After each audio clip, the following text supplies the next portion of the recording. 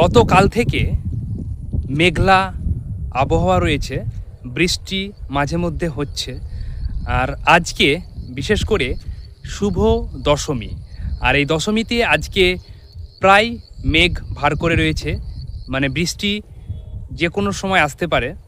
আর সেই বৃষ্টির মাঝে আমি আজকে চেষ্টা করব এই পরিবেশের জন্য কিছু সিড বল ছড়ানোর। দেখতে পাচ্ছেন আমার এই ব্যাগে প্রচুর সিড বল রয়েছে, যে সিড বলগুলোকে আমি এই রাস্তার ধারে আমি ছড়িয়ে দেবো। এটা একটি ছোট্ট ক্যানেল এবং তার পাশেই দেখতে পাচ্ছেন রাস্তার ধারে খুব সুন্দর একটি পরিবেশ, যেখানে এই সিড বলগুলো ছড়িয়ে দেবো।